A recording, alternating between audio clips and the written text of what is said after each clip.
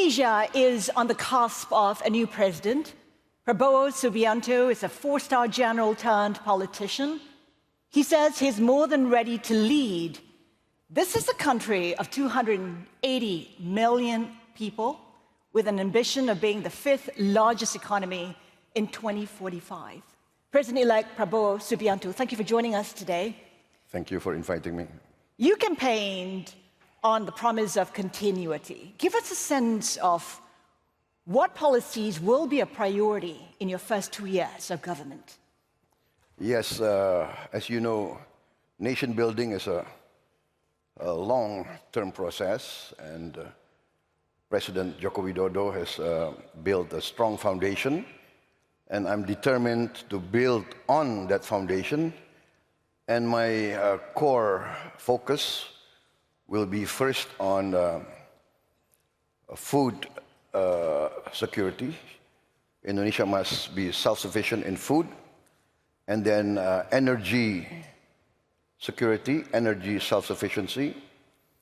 And we are determined to bring down poverty in a massive campaign, massive effort. I'm determined to get rid of hunger amongst our people, especially the young. And in the end, we have to concentrate on processing our natural resources.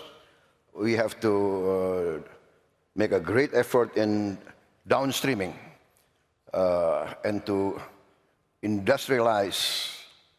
And all of this needs good governance. I'm determined to cut down corruption, waste, and with that, we are very confident, we are very bullish, we are very determined to bring this all about. All very ambitious if you want to do it within your first term, which is 5 years. Can you achieve a growth target of beyond 5% in order for you to fulfill what you have set out to do? In my conversation with Bapak Joko Widodo, he said that he's laid the foundation, he's implemented all the policies, put in place infrastructure needed for Indonesia to grow at 7%. Can you achieve 7% or more in the 5 years of government? I'm very confident. I've talked to my experts, I've studied the figures. I'm very confident we can easily achieve 8%, and I am determined to go beyond. 8% within the 5 years, the first year, second year, and when you go beyond, are you looking at double-digit growth? I would say within 2-3 years, yes. You talked about downstreaming. What are the other growth drivers for you? Or would downstreaming be key to you achieving 7, 8, 9% growth? Downstreaming will take several years. What will be a growth driver in the first years will be our concentration on agriculture, food production, food distribution, and energy. We want to go green in a very quick way. We want to produce our diesel from palm oil, and this will be a very strong growth driver. You know, we import $20 billion every year for diesel oil. So can you imagine the savings we will have when we will switch to biofuel? Indonesia has often said it is open for business. Yet, I think a lot of investors say it's adopted protectionist policies, limits on the export of nickel, coal, palm oil. Is it important for you to move away from nationalistic, protectionist policies? No, I think there's a misperception. We are not protectionist. What we are doing is very logical. Every country in the world will fight or will protect the national core interest of their people. And we think that we want to industrialize, and those are our natural resources. We have to protect our interest in the sense that we must get the full value, right? We cannot keep importing industrial goods all the time. It's not fair to our people. We will not be an advanced industrial society if we are just a producer of raw materials. I want to touch on your spending plans. When you campaigned, you talked about how you want to provide free lunches, free milk for students, and some are questioning how you will pay for such a program.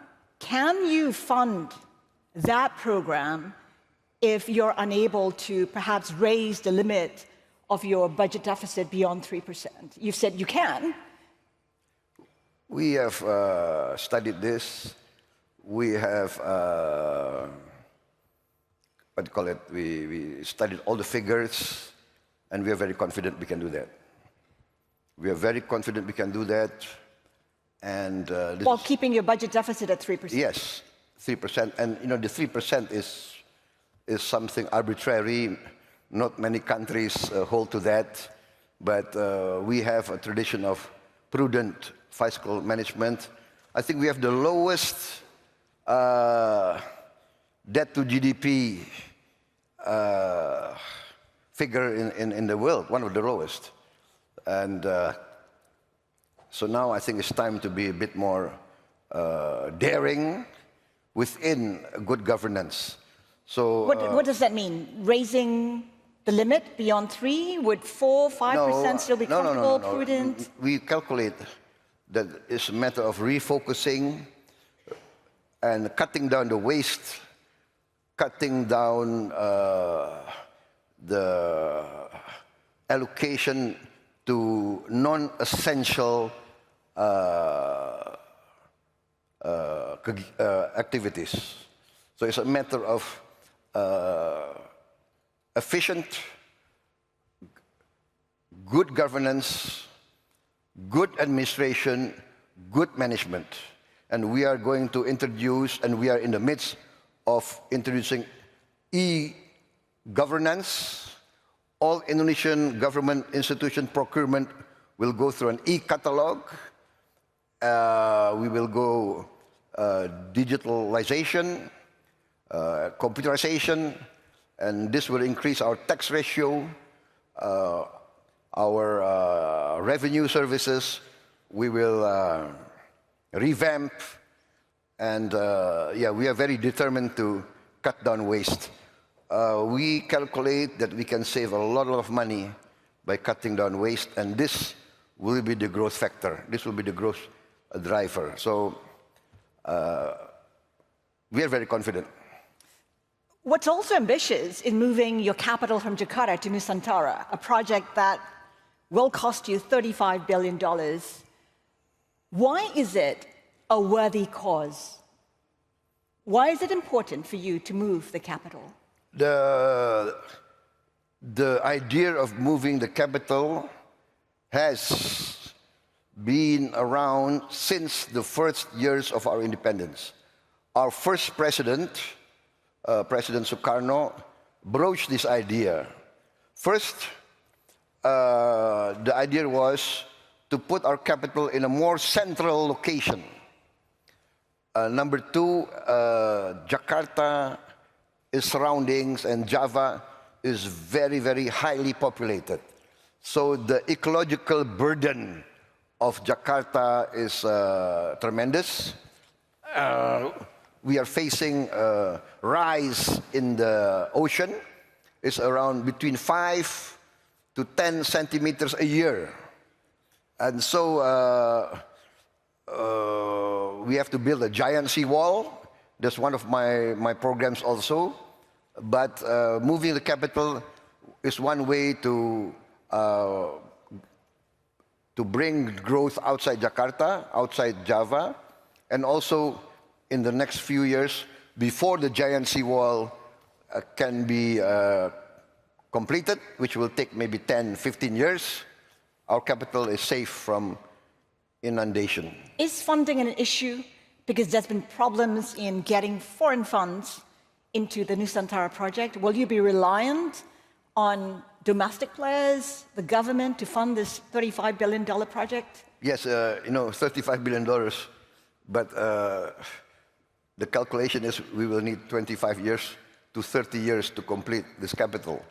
So if you say $30 billion over 30 years, that's $1 billion a year. Indonesia's economy, Indonesia's budget can carry that. So we are very confident. I mean, I believe Capital City is a political project, and the main drivers must be the domestic resources, and then the foreign investment will come in later. Bapak Prabowo, you were a general. I was a general. I'm retired. You were a general, and you were with the army for 20 years. You were also 28 years, yes. 28 years. It's a long time. Some people perhaps feel like your policies will be viewed through military eyes. How do you respond to that? I've been out of the military for what? Maybe more than 25 years. So I think it's just, it's a, what do you call it? It's a non sequitur. It doesn't relate to any. What kind of leadership style do you think you'll adopt as a president? I will be myself. I will be genuine. What does that mean? That means that you are true to your principles, your values, your ideals. And as a patriot, my main value is the well-being of my people. The well-being of my people. My people must be safe. My people must not be hungry. My people must have a good life. That is the dream of every patriot, of every country in the world. Some people are concerned. Your critics are concerned. You may clamp down on democracy. What do you say to them? Who is concerned? There's some critics who say you may clamp down on democracy. Who is concerned? So you're saying there is no concern about that? Why don't you ask the Indonesian people? I go to elections already 4 times. I go to my people. I ask their consent. 3 times they did not give their consent. This time they give the consent.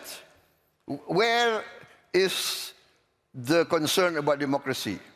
The concern about democracy is, I think, made up by some people in the press. So that would be us then.